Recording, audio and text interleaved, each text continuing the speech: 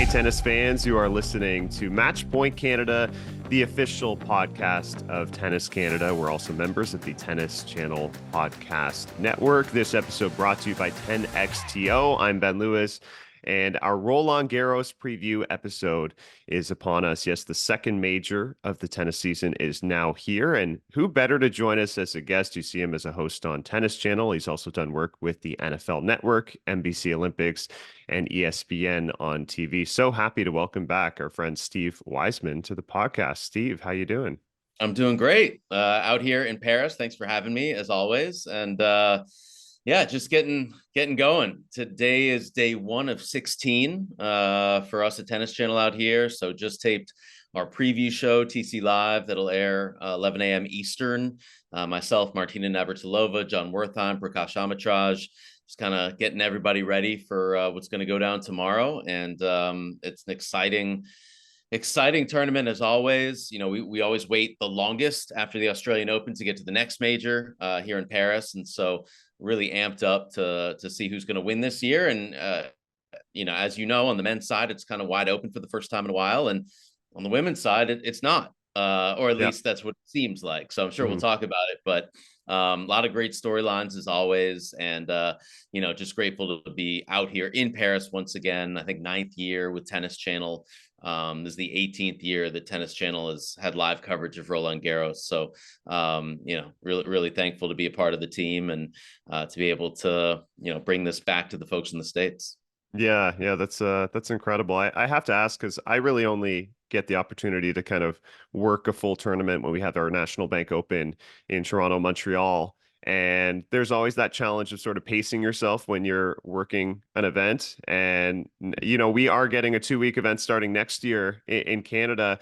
How much more challenging is it when you're talking about, first of sort of 16 days, pacing yourself, making sure, I guess, the quality of content is consistent over time because it's a grind. Yeah, you know, I'm an energy guy, so when I'm on, I'm on. Yeah. And I just try to manage everything else, low power mode, off air, and you know, try to work out as much as I can, you know, eat well.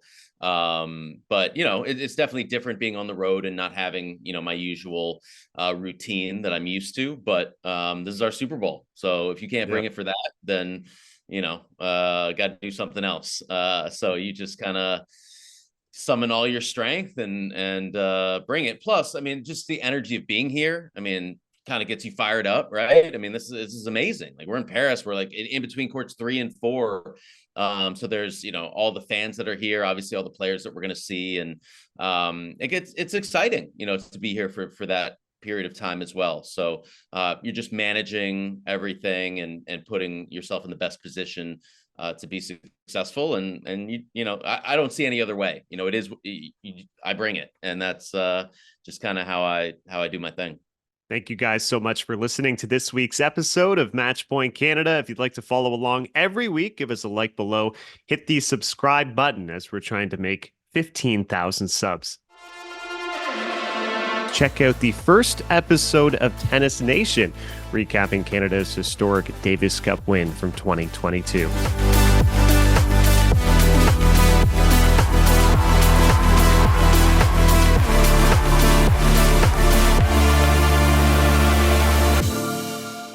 You alluded to the men's side, and we'll dive right in right now of it being very wide open, and I would probably call it maybe the most wide open the men's field has been since maybe 2005. I guess kind of early impressions of the draw. If we're looking at maybe a list of a few contenders, obviously your Alcaraz's, Djokovic's, et cetera, come to mind. Who has kind of a nice path based on your early impressions here on the men's field? Yeah, I mean, like if you look at the betting odds, it's still Alcaraz the betting favorite, followed by Djokovic, followed by Sinner, followed by Zverev. And then, I mean, you got Rafael Nadal is the 7th favorite still, and he plays the guy who's the 4th betting favorite. So it's rare that you see that, and rare. I mean, you never see the fact that Rafael Nadal is a 3-1 underdog at a place, Ben, that he's won 14 times and has a statue outside Chatrier. So that's crazy to me. But if you think about outside of that, and I still, by the way, like I picked Djokovic to win. We'll see if it happens or not, but the man's won here 3 times. He's your returning champion. And I'm of the belief that pick against the goats at your own peril. And so until it is proven that these other guys, can consistently beat him 3 out of 5 sets, I still believe in him. Now, if it happens that he loses early here or doesn't end up winning, okay, maybe I change my mindset heading into Wimbledon or the US Open, but it hasn't been long enough where I'm going to say it's all over for the guy. I mean, he's literally number 1 in the world. I think people forget he's still number 1. Has to get to the semifinals, otherwise Sinner will pass him. But then there's question marks for Sinner with his hip. He had to pull out of Rome. So is he 100% healthy? He says that, his fitness isn't at 100%, but that the hip doesn't bother him. And to me, he's been the best player on the planet for the last 6 to 8 months. So if he's physically 100%, I think the rankings will eventually catch up, but that's a guy. And then you have Alcaraz, who, is the betting favorite, but comes in with some concerns with the forearm. He says that's fine right now. And if he's 100%, who's going to beat him on clay? I think not enough people are talking about Casper Ruud, a man that's made the final here the past 2 years, doesn't get enough respect at all. I mean, he's got more wins on tour this year than anyone else, and has a history of playing extremely well on the clay courts of Roland Garros. So it wouldn't surprise me if he made it back to the final. It'd be cool to see him sneak in and win his first major here. Zverev has been playing spectacular tennis, but he's got Rafa first round. If Rafa wins that match, he's ostensibly the 4 seed, right? And then things kind of open up for him. But it's tough, that's going to be an insane match. And I just hope it lives up to it. As a tennis fan and a Rafa fan, I don't want to see him go out first round. So, I'm secretly rooting, not secretly, I'm saying it on your podcast, for him to win that match. Then you got a guy like Tsitsipas, who won Monte Carlo and plays great on this surface as well, was up 2 sets to love against Djokovic here not that long ago. And I think has a good opportunity as well. Could you have a guy out of nowhere breakthrough? Absolutely. I mean, this could be like a Coria, Gaudio, one of those like old school situations. It's really tough to pick, but like I said, in the Rafa Zverev match, pick against the goats at your own peril. In Djokovic overall, pick against the goats at your own peril until it is proven to me that they consistently will not win 3 out of 5. They're my guys. And 112-3, 97% doesn't lie. That's still what Rafa brings here. Last time he played here, guess what? He won. I know it was 2 years ago. A lot's changed since then, but we'll see. Yeah. Just seeing this matchup of Zverev and Nadal, and then you're trying to like break it down on paper. And I feel like you just have to throw the paper out when Rafa arrives at Roland Garros. And I was reminded of a quote actually that Sasha Zverev had said in press about Nadal being 30% better here in Paris than everywhere else. And then that was sort of like a running joke of like, is he 30% better than all the other players, or is his level suddenly 30% better? And you're hearing reports from Medvedev saying he looked awesome in practice. Rafa is bringing it. What is it about the courts of Philippe Chatrier, maybe the energy in Paris, that it does feel like we're going to see a different Rafa than we've had in the clay court lead up? I mean, this is something that he's talked about. It's the most special place in his career, and it's really defined his legacy. To win anywhere this amount of times is unheard of because nobody'd ever done it before. And so he's constantly setting the bar higher and higher of a bar that he set himself. And when you're still actively playing and have a physical statue of your body outside the stadium, I mean, that's unheard of. What is it about these courts? I mean, I think Chatrier is a really big stadium. He likes to, he was the first guy that really stood really far back on the return, and the lefty forehand works really well. He's able to get players really wide, use his physicality, use his athleticism, and I think that plays well here. But it really happens at all these events. So I know he's won 14 times here, but you think about Monte Carlo, you think about Barcelona, You think about Rome, he's also won those more Yeah. than 10 times at least. So it's not like this is that much bigger of a deal. It's that on this surface, he is the king. And Yeah. so, and he's done that for 2 decades. And obviously, he's done it a little more here. And I think 3 out of 5 is the difference. So, is it if you're going to get him, 2 out of 3 is the way to get him, right? But to beat him 3 out of 5 here, before this year, that has always been, in my opinion, the toughest test in all of sport. Beat Rafael Nadal 3 out of 5, Roland Garros. It's just been, it's been proven it's only happened 3 times. And so that changes the narrative when you have to win 3 out of 5. 2 out of 3, you got a shot. Not a great shot, but you got a shot.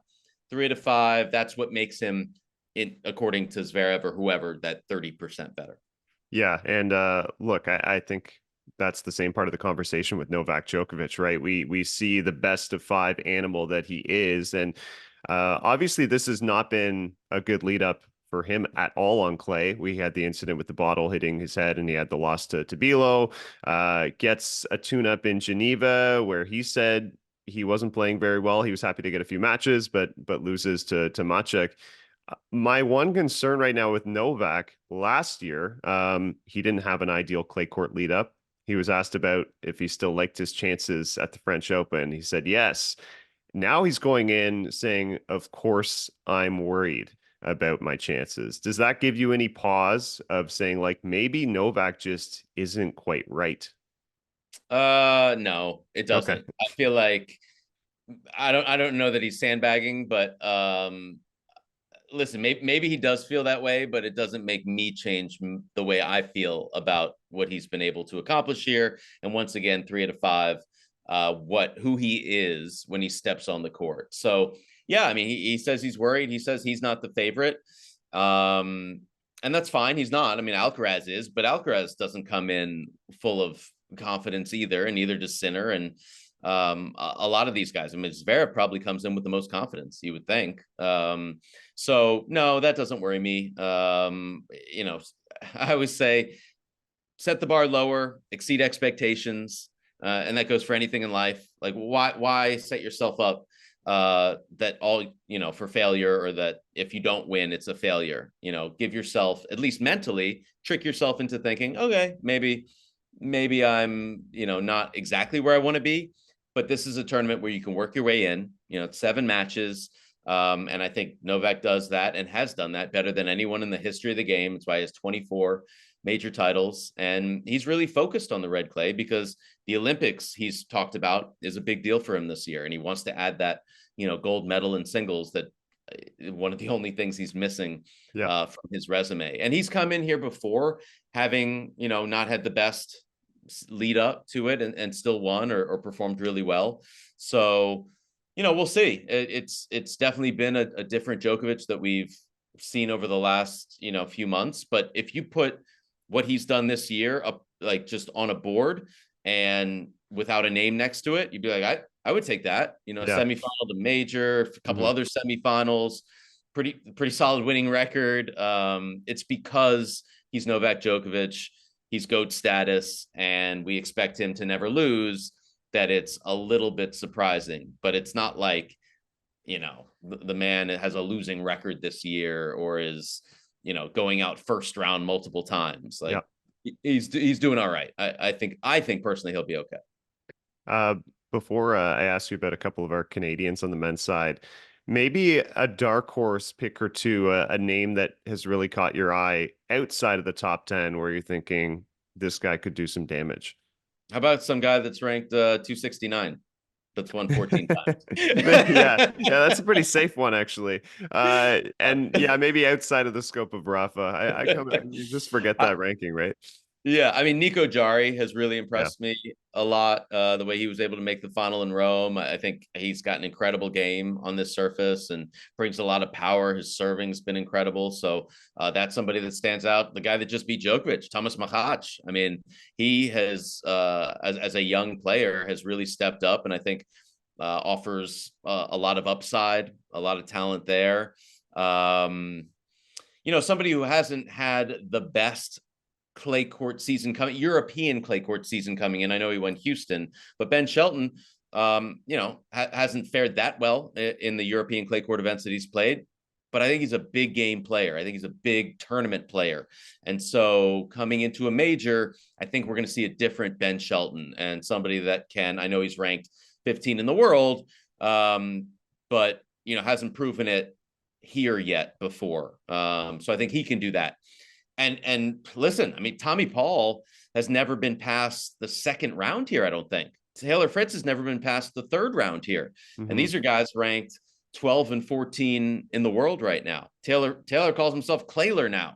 So, the way he was able to make a semi and a quarter at the 1000s coming in, Tommy Paul making a semi, I think they are poised to take that next step and get to the second week. Will they, win it here? Probably not, but it wouldn't shock me if one of them, TP specifically, made a semifinal here, especially with the way things are kind of in flux right now overall. So I don't know if those are dark horses, but historically here, they haven't been able to perform their best. So why not? Yeah. No, you're definitely right. Canadian wise, we had, this run from Felix Auger-Aliassime, and you're trying to figure out how much of it is real and how much of it was just this strange collapse of a draw in Madrid, which saw him get a couple walkovers and an injury from Jannik Sinner. But it does feel like Felix of 2024 is much better than the version that we saw in 2023. Do you think he's ready to maybe take a step forward and do some damage at a slam? Because it's been a while since we've seen it. Yeah, I hope so. Because I always say a Felix Auger-Aliassime that is playing well makes the sport of tennis better. So I want to see him do well. I want him to get more success at the majors and just get his confidence back, get that mojo back. So I think that was big. I mean, big Casper Ruud, right? And so that's a big time win in a big event on this surface, because I view Casper Ruud as one of the contenders to win here. So if you can take him out, I think that should give Felix a whole lot of confidence. So I think it is real. Obviously, you can't control a draw and getting retirements and getting walkovers, but you can take advantage of it. So I think it was awesome that he was able to do that. And I think I have, tempered optimism for FAA, here at this event and going forward. I don't know if it'll happen at Roland Garros per se, but I think, bigger things are ahead for him. And I hope so, because he's such a nice guy and just brings an excitement to the game. And so I hope I get to talk to him on our desk throughout these couple weeks here in Paris. Yeah, that would be great. We also have Denis Shapovalov in the field, and big congrats to Gabriel Diallo, first-time qualifier in the field. There's a potential actually for Diallo to face Ben Shelton in the second round, which would be a very exciting matchup. We'll shift over to the women's side. Before we get there, another thank you to 10XTO. Check out our first ever doubles only tennis event on the OTA calendar at 10XTO Athletic Club, presented by Sam McDaddy Real Estate Brokerage. This thrilling 5-day event is underway and runs through the weekend at the state-of-the-art 10XTO located at Hotel X. This OTA sanctioned tournament marks Ontario's first doubles only prize money tennis event. It draws top-tier talent, including national-level juniors, NCAA athletes, and semi-pros. This event has free access to the public, on-court seating to experience the action up close. Don't miss out. Visit 10xto.com/tournament. That's 10xto.com/tournament for more details. Women's side, as you said, completely different than the men's side because it's certainly not wide open. It's Iga versus the field. And you could start to argue maybe this is Iga's best clay court season ever if she gets it done this year at Roland Garros. Yeah, I mean, she's on another level right now. It's coming in on a 12-match win streak, winning Madrid, winning Rome. Obviously, she's the 2-time defending champion here, has won this event 3 times. We were talking on TC Lab the other day, over under 6.5 Roland Garros titles for Iga's career. Would you, Ben, take the over or the under on that? I would take the over, honestly. I would go into 8, kind of 9 territory, I think, honestly. And that would be a record because Chrissy with 7 is the Yeah, record right now. And by the way, Chrissy doesn't get enough love for what she was able to do on clay. She didn't lose a match for 6 years, won 125 straight matches, same. lost one to Tracy Austin, then won like 60 some more. So to already be saying that Iga Swiatek could have more Roland Garros titles. I mean, if she won this year, she'd have 4 at the age of 22. Just speaks to her dominance and the way she's able to play on clay. But she does have some challengers. I mean, the fact that Aryna Sabalenka has been with her in the last 2 finals, and that match in Madrid was, for me, the women's match of the year. I mean, that was a battle. 3 match points for Sabalenka. It's Rome is more of a similar surface and condition to Roland Garros than Madrid is, but still Sabalenka's been the most consistent player at all the majors combined for the last year and a half, 2 years. She did make the semifinals last year here, a heartbreaking loss to Karolina Muchova. So she's a contender. Rybakina's back, and Rybakina has had a heck of a year and is able to win on clay as well. And those, I think, are the 2 players that have challenged Iga the most, other than Yelena Ostapenko, who's undefeated against Swiatek and is a former Roland Garros champion if they ever, end up meeting in the draw here. But don't sleep on Rybakina. I know she missed Rome, but she's for sure a contender. And then for me, Danielle Collins. Listen, like, she is having the season of her life, winning Miami, Charleston back-to-back, playing a final, I believe, as we speak right now in Strasbourg against Madison Keys, and barely losing. I mean, she's on a 22-match winning streak if you take out her loss to players other than Aryna Sabalenka. Yeah. That's pretty good. I think she's just found her groove this year. She has this confidence about her, knowing that she's going to retire. It's going to be her last year.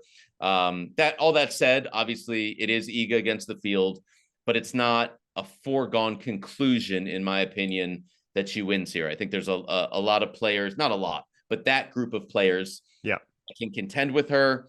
There's a potential semifinal against Coco Gauff. I go into every major, Ben, saying, why not Coco? And I truly believe that. She has the ability to win anytime she steps on the court. It has been a really difficult matchup for her against Iga Swiatek.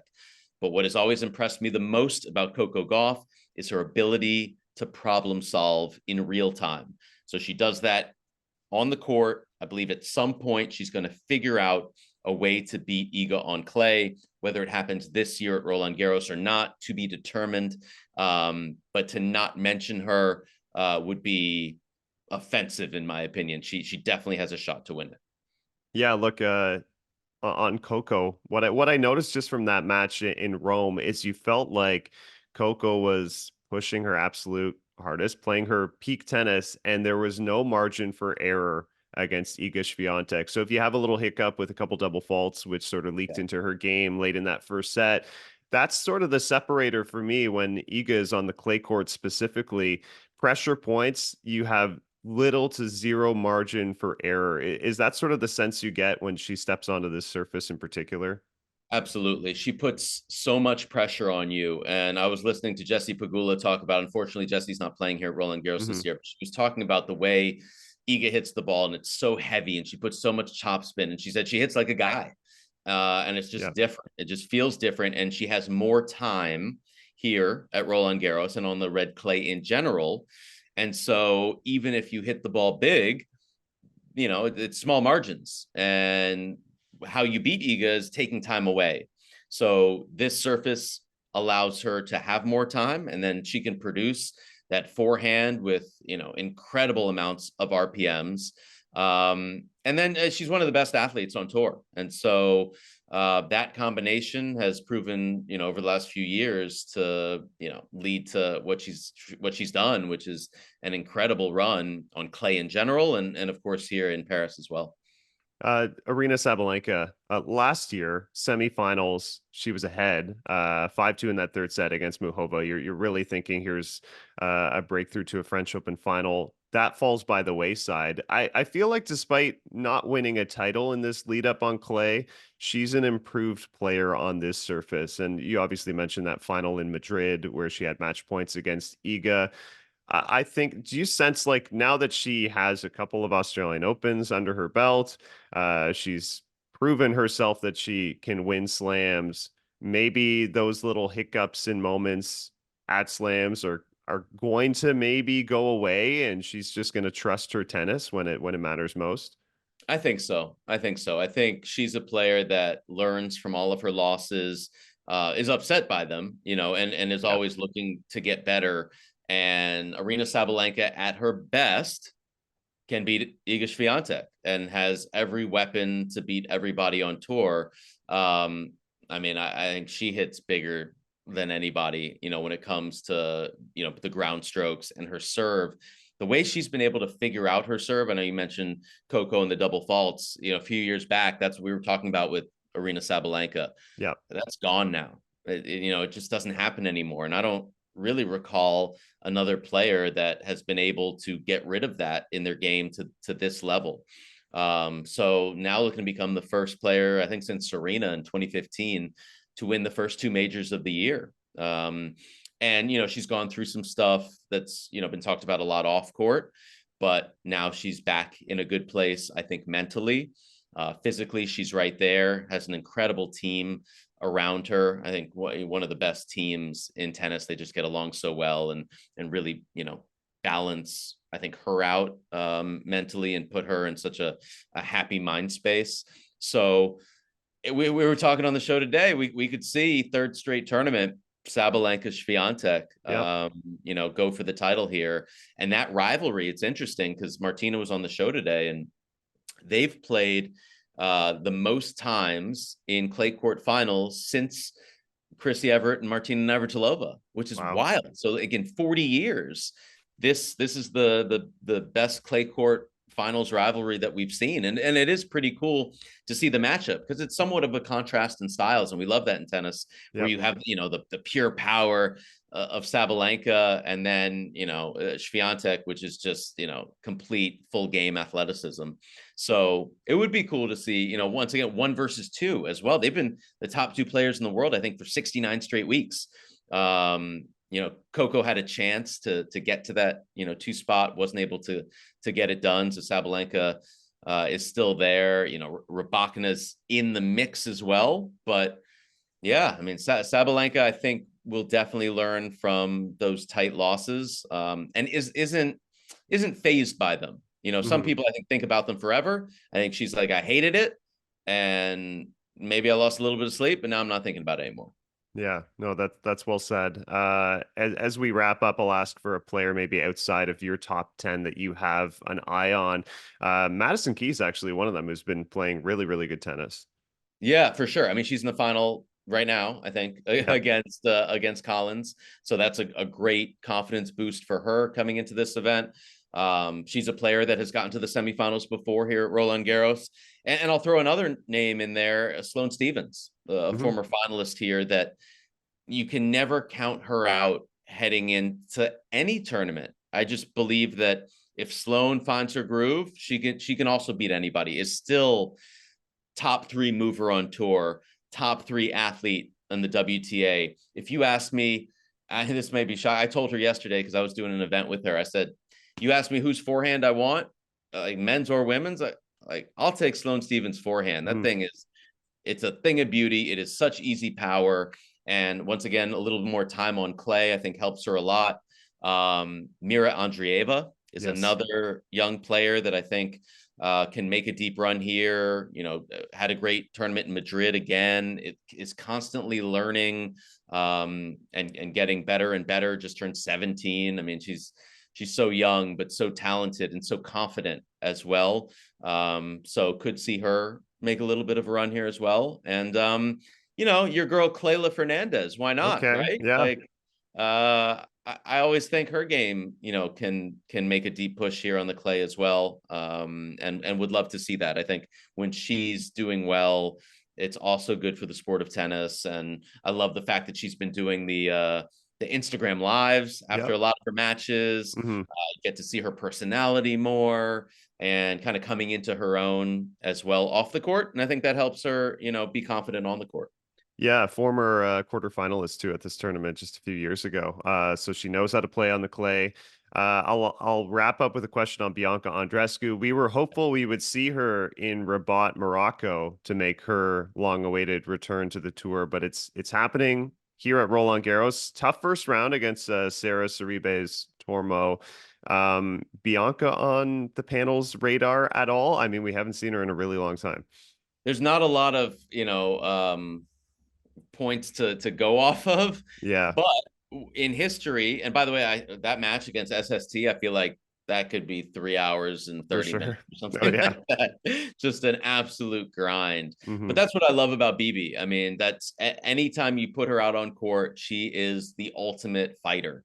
And, she's a Grand Slam champion. And so if she believes she's healthy and ready to go here, that gives me confidence that she can get through that match and make some sort of a run. I don't know. I think winning a few matches here would be good for her. I don't know that I put her in contention of winning the event, but making the fourth round, I think, would be good. And another player, I mean, like your Canadian players, I feel like they're good for the game. Like I want to see Bianca Andreescu playing every week. Oh yeah. She's still so young and so talented, and I love watching her play. I mean, it's just a fun game to see. I love her mentality on court. I think she's really fun to interview off court. So I just want her to be healthy, because if she's healthy, she's going to be in contention eventually to win more majors. And hopefully it starts here in Paris.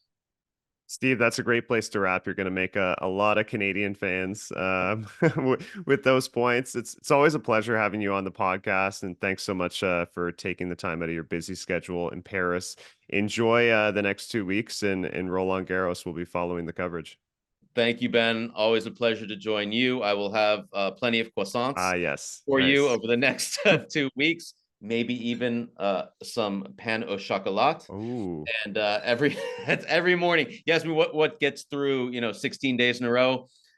A lot of carbs. Yeah. So that's what's going to power me through. But it'll be fun. And we'll see what happens at the end of the 2 weeks. But thank you as always for having me on the show.